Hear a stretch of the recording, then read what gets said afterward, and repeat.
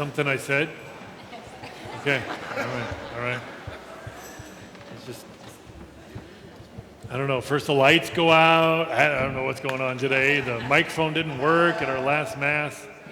Okay, so before I begin my homily today, I just thought I would share with everybody. I think our lector, Matt, has a new shirt today. I think it's lovely. Matt, way to go. Good job.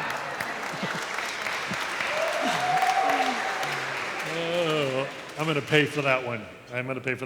If you don't know, Matt is our new director of discipleship. He works for us here at Sacred Heart. So, yeah, like I said, I'll pay for that one.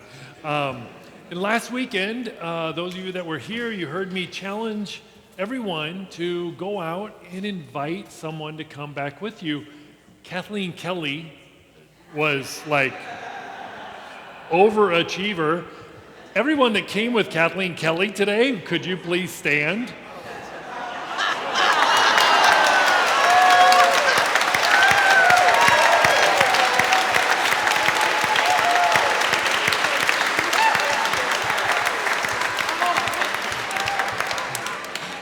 So that's what I'm talking about. Oh, yeah.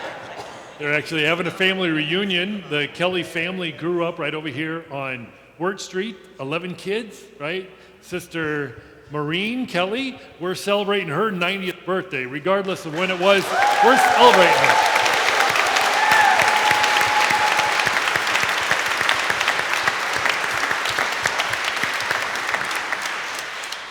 Now, everybody else that came because someone invited you today, could I have you stand? Let's see, who else did a good job? Ooh, wow.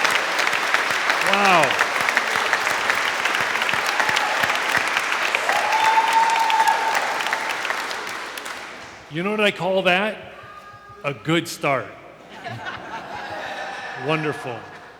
So this weekend in our gospel, we hear about a story that it's so well known, it goes beyond Christian awareness, doesn't it? Like non-Christians will see somebody do a kind deed for someone, and they might refer to that as a good Samaritan act, right? It's that well known, huh? But what are we really invited to really pray about with this? What came to my prayer this week is the fact that it mentions the priest and the Levite, they passed by on the opposite side. They didn't just pass by, they passed by on the opposite side, which suggests that they wanted to make sure that there was enough distance between them and the person they were presuming was dead in the ditch. Because the laws and rituals that they were governed by said that if they came into certain distance from a deceased person, a dead body, they would have to go through a ritual cleansing in order for them to carry out their priestly or Levite duties. And so I think that's why it tells us that they passed by on the opposite side. They're responding with personal, oh my gosh, I just lost the word I was going to say. I've used it all weekend long. It's been that kind of a morning, my goodness. Not perseverance,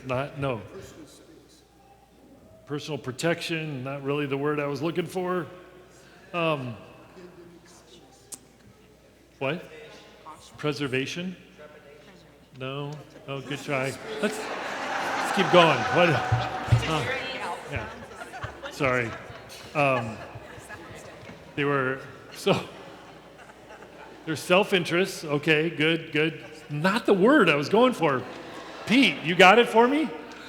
You had to listen to it already? No, you got nothing. No, sorry. Okay, all right. Personal space, like during the pandemic?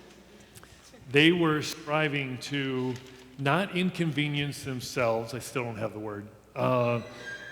And they were trying to protect themselves for having to undergo anything that would inconvenience them. So that's was their response.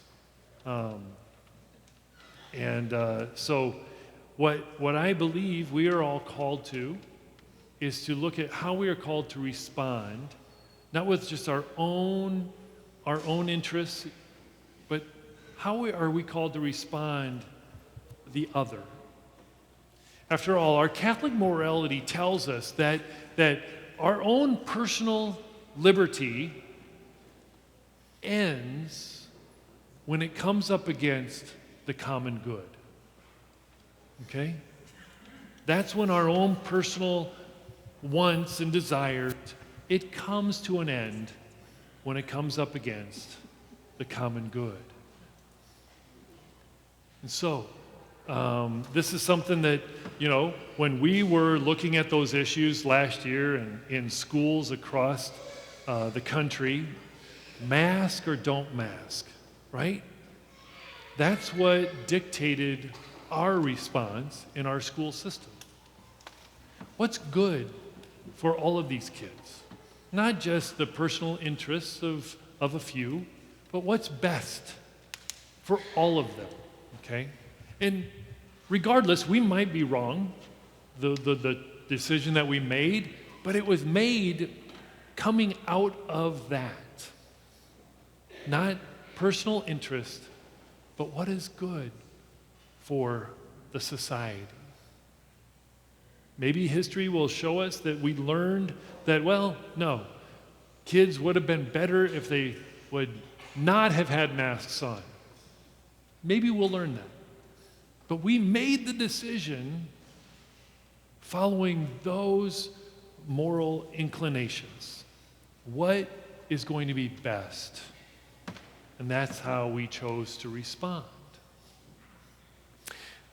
The other thing that I was praying about, because we are entering into this, we've already entered into this time of, we're calling it our journey of faith here in the Archdiocese of Omaha. It's the pastoral planning, okay, getting us ready for 10 years from now. Because 10 years from now, we're going to go from 111 priests down to having 88 priests. That's what the trends tell us. And so how are we going to have the priestly resources to cover the parishes at that time? And so we're doing that work now, okay? We've been invited into conversations as families of parishes. And here at Sacred Heart, those of us that are doing this work of joining together, we are joining together with St. Benedict the Moor in creating a family of parishes between Sacred Heart and St. Benedict the Moor, which is a blessing for us. All of us who are doing that work here in our parish sees the great blessing that we have, because we started doing this work back in 2018 when St. Benedict the Moor was celebrating their 100th anniversary. And we invited our parish to come together and pray for healing and reconciliation for the fact that there was a traditional black Catholic parish that had to be formed 100 years ago. And we were a part of that story, unfortunately, because they were not welcome at these doors. Black Catholics were turned away. Even as recent as the 1960s, they were told that they had to go to the balcony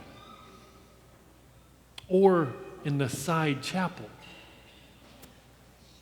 That's an unfortunate part of our history.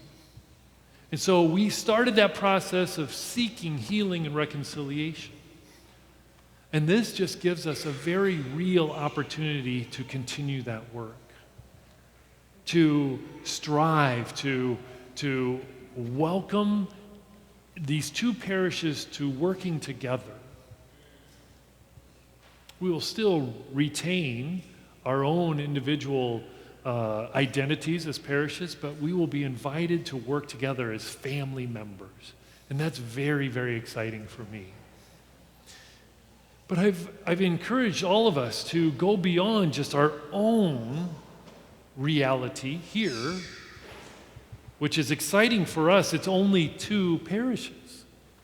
And think about other places in the Archdiocese. For example, my hometown of Randolph, Nebraska, is getting joined with 8 other parishes, which will be covered by 2 priests. And the parameters that have been set up by the Archdiocese for every one of us priests is that each priest is only allowed to do 2 locations a weekend. Now, I'm no mathematician, okay, but I'm pretty sure that 2 times 2 is not 9. I'm pretty sure that's not the case. And so they have some work to do. Preservation, that's the word. Oh my gosh, I was like, thank you very much, thank you. Can I claim chemo brain? I can do that, right? I can do that, okay, all right. So what I would invite all of us to pray with is that all of those parishes in that new family of parishes, as well as where I was before, on the Indian reservations, the plan up there is for 12 parishes to come together to be covered by 3 priests. Again, 3 times 2 does not equal 12, does it? And so we are all called to take an approach with this planning process of not simply self-preservation, but to be open to what is good for the collective. How can we come together to not just simply maintain, but come together and thrive as parish families? That's my deepest desire for us here, and it's throughout the Archdiocese. Some of us might have a little bit more invested interest in some of those other areas, like me. And so I invite us all to pray for all of this work. And let's go out from here today, recognizing how we are called, all of us, to be good neighbors.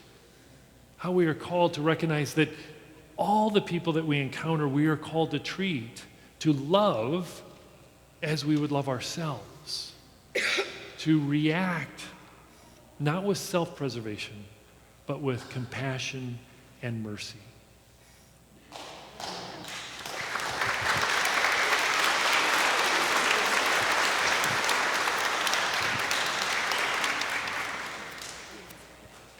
Yeah, I only said preservation about 50 times at the earlier homilies. Whatever.